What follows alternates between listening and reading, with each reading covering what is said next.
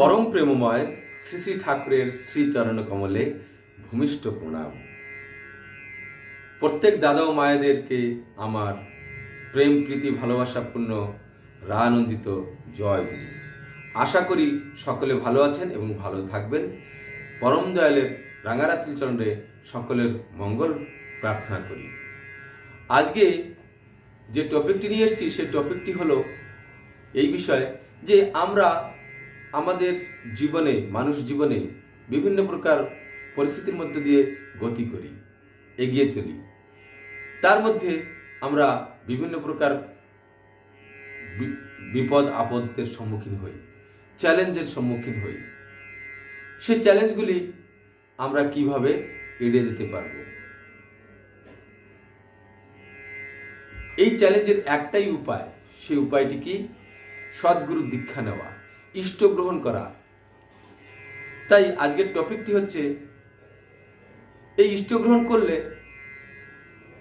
কিভাবে আমাদের গ্রহ বিপাক ইত্যাদি সব দূর হয়ে যাবে, সেই বিষয়ে আজকে আলোচনাটি হবে। তো গ্রহ বিপাকটা কি করে আসে আমাদের? আমরা কেউ বলি ভাগ্য, আমার ভাগ্য ভালো নাই, তাই আমার এমন পরিস্থিতি, আমি গরিব, আমার পয়সা নেই, আমার গ্রহ, আমার রোগ শোক, বিভিন্ন প্রকার সমস্যা, আমার সংসারে কোনো শান্তি নেই, অশান্তিই অশান্তি, এমনিভাবে অনেকেই অনেক রকম বলে থাকেন। তাহলে এইসব জিনিসগুলোর থেকে রক্ষা পাওয়ার জন্য আমরা সাধারণত কি করি?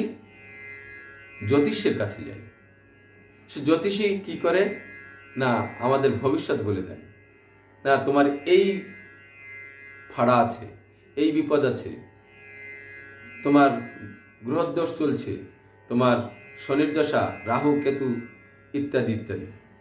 তাহলে এইগুলি আমরা কিভাবে এড়াতে পারবো?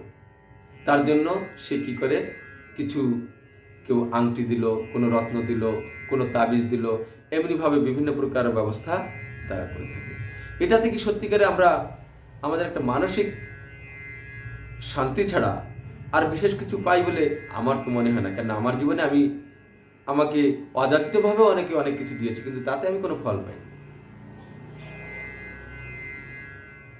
তাহলে কি করে হবে? একমাত্র রাস্তা হচ্ছে সদ্গুরু দীক্ষা গ্রহণ। সদ্গুরু দীক্ষা গ্রহণ করলে যে এই আপদ বিপদ, গ্রহ দোষ ইত্যাদি থেকে মুক্তি পাওয়া যাবে, সেটা কি করে সম্ভব? এটা কি সম্ভব আদৌ? আমরা তো সবাই বলছি, আমরা সৎসঙ্গে যাই, বিভিন্ন স্থানে যাই, সবাই বলে, কিন্তু এটা কি সম্ভব? এক কথায় যদি আমরা বলে দিই সম্ভব, সম্ভবই, আসলেও সম্ভব, কিন্তু কি করে সম্ভব? সদ্গুরু দীক্ষা নিলেই কি সবকিছু হয়ে যাবে? তাই সদ্গুরু দীক্ষা নিয়ে কি করতে হবে? তথাকথিতভাবে আজকে আমাদের দেশে যে দীক্ষা গ্রহণের একটা প্রথা চলেছে, দীক্ষা গ্রহণ করেন কিসের জন্য? না, দেহ শুদ্ধ করার জন্য, হাত শুদ্ধ করার জন্য। হাত শুদ্ধ না করলে কেউ তার হাতে জল খাবে না, তাই দীক্ষা গ্রহণ করতে হয়।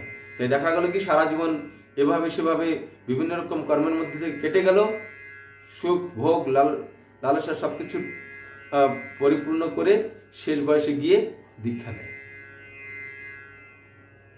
গুরুকরণ করে। কিন্তু শ্রী শ্রী ঠাকুর অনুকূলচন্দ্র সে কথা বলছেন না।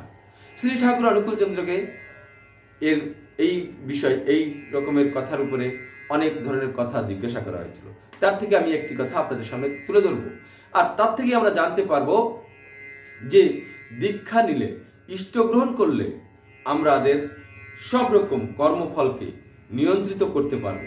কখন, কিভাবে, সেই কথাটাই আজকে এই ভিডিওর আলোচ্য বিষয়। তো আসুন কথাটি আলোচনা করা যাক।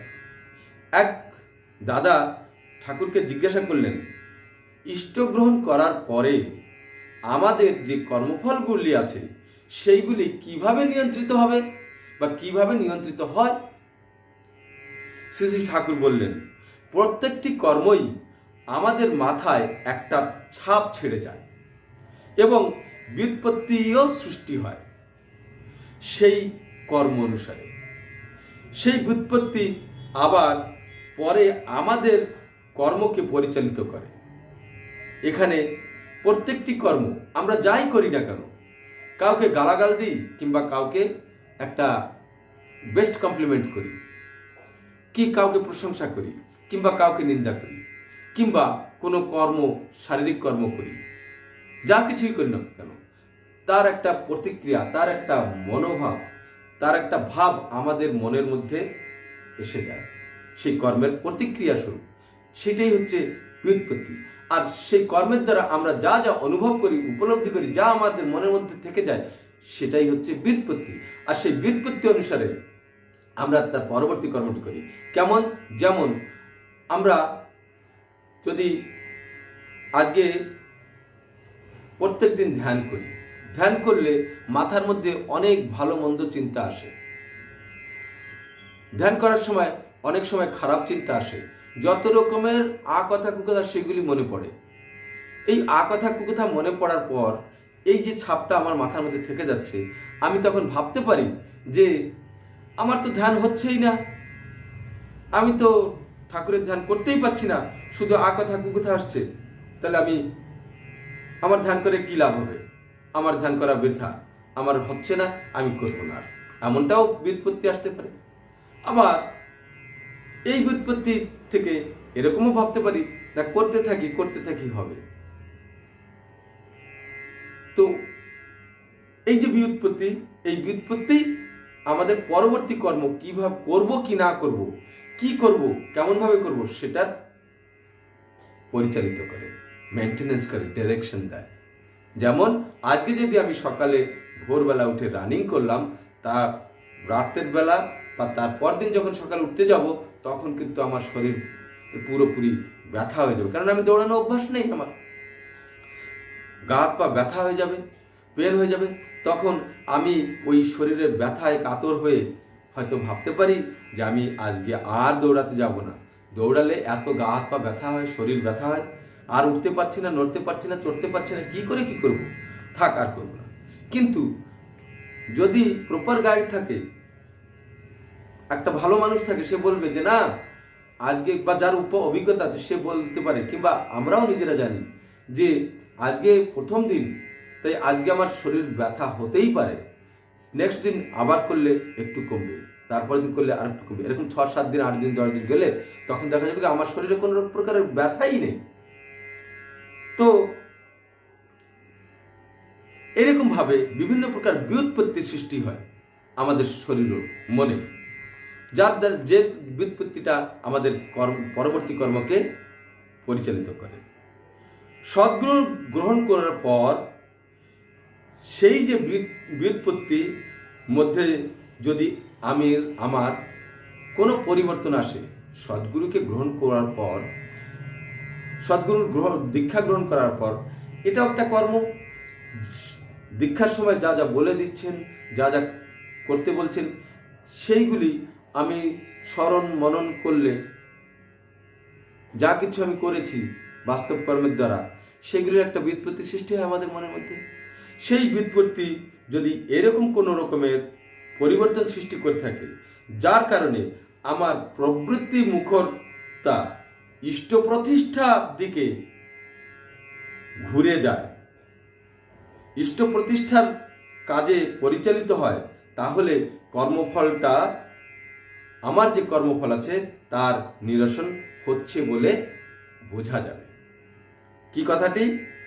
আবার বলছি, সদ্গুরু গ্রহণ করার পরে সেই যে ব্যুৎপত্তি মধ্যে এরকম কোনো পরিবর্তন সৃষ্টি হয়, যার দ্বারা কি আমরা আমাদের প্রবৃত্তি মুখরতা ইষ্ট প্রতিষ্ঠার দিকে পরিচালিত হয়, তবেই বোঝা যাবে আমার কর্মফলের কিছুটা নিরসন হচ্ছে, মানে কর্মফলটা অতিক্রম হচ্ছে। সেটা নিরসন মানে কি, সেটা শান্ত হচ্ছে, নিস্তব্ধ হচ্ছে, স্তব্ধ হচ্ছে। তাহলে না, এবার ঠাকুর বলছেন যে নাম ধ্যান খুব করে করতে হয়।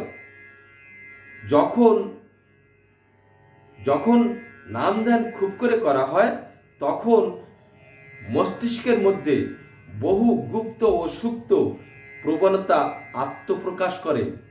অর্থাৎ আমাদের যে গুপ্ত এবং সুপ্ত হয়ে যে প্রবণগুলো আছে, মানে করার প্রবৃত্তিগুলি আছে, করার ইচ্ছাগুলি আছে, সেইগুলি আত্মপ্রকাশ পায়। তখন আমরা জানতে পারি, সেগুলো আমাদের সামনে আসে। তাই নাম ধ্যান করার সময় আমাদের মনের মধ্যে বা আমাদের চলন চরিত্রের মধ্যে যা যা আছে সেইগুলি মনে পড়তে থাকে, বারবার মনে পড়তে থাকে।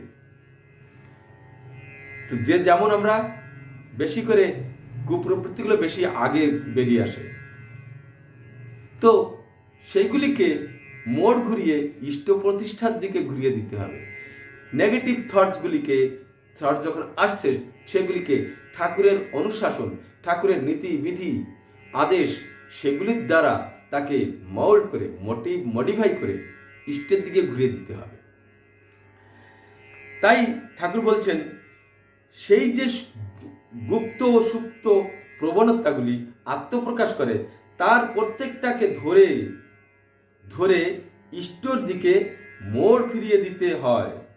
প্রত্যেকটি চিন্তা, বাক্য ও কর্ম আত্মকেন্দ্রিক না হয়ে যেন ইষ্টকেন্দ্রিক হয়। একই কথায় সত্তার আমূল রূপান্তর না হলে কর্মফল এড়ানো যায় না, কর্মফলের নিরসন হয় না, নিয়ন্ত্রণ করা যায় না।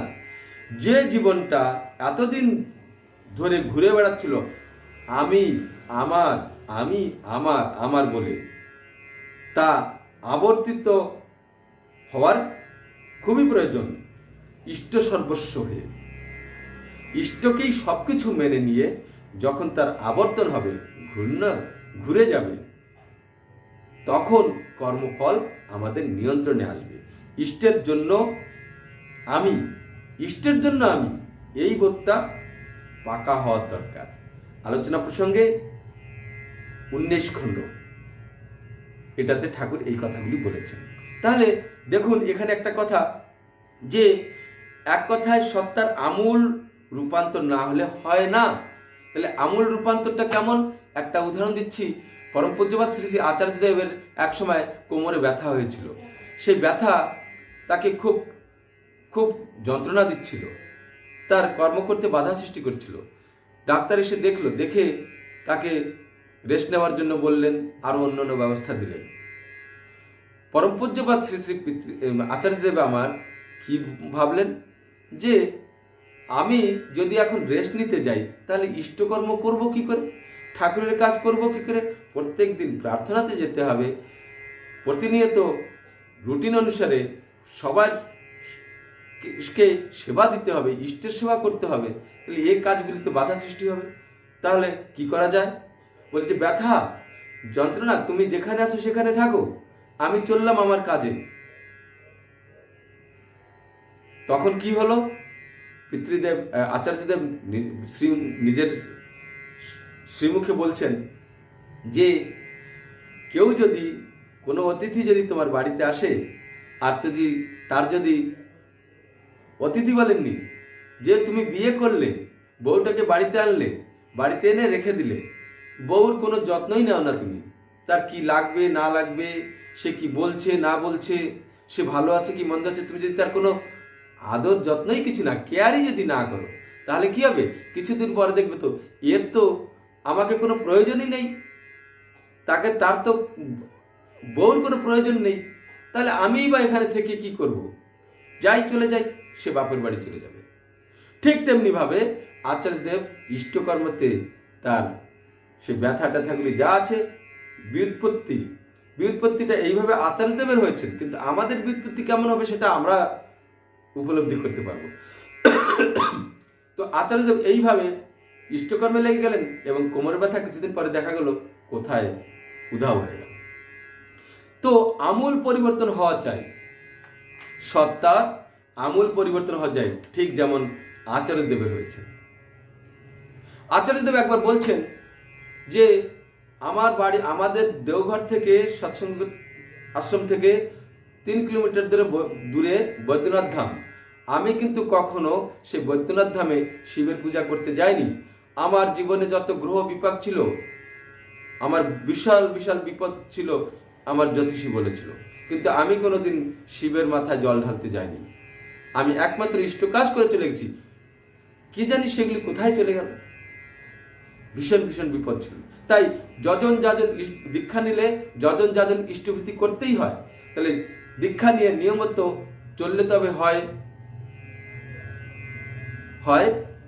দীক্ষা নিয়ে নিয়মিত চললে তবে হয় সুদক্ষ। তাহলে যজন যাজন ইষ্টভীতি করলে কাটে মহাবীতি। মহাবীতি মানে মৃত্যু ভয়। যেসব বিপদ আসলে আমাদের মৃত্যু হতে পারে, বিরাট বিরাট ভয়, সেগুলি কেটে যায়। তাহলে আমাদেরকে ঠিকভাবে ঠাকুরের অনুশাসন মেনে চলতে হবে, নীতি নিয়ম জানতে হবে এবং যজন যাজন ইষ্টভীতি ঠিকভাবে করতে হবে। ঠাকুরকে ভালোবেসে তাকে সেবা করে তাকে খুশি করার জন্য আমরা নিশ্চিতভাবে আমাদের গ্রহ বিপাক সব কেটে চলে যাবে। ঠিক আছে, আজকের জন্য এতটুকুই।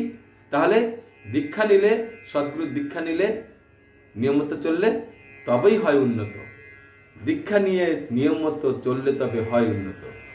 তো আমরা আমাদের সব বেড়া ভেঙে এগিয়ে যেতে পারবো। ঠিক আছে, আজকের জন্য এতটুকুই। সবাই ভালো থাকবেন। নেক্সট ভিডিওতে আবার দেখা হবে। জয় গুরু, বন্দে পুরুষোত্তম।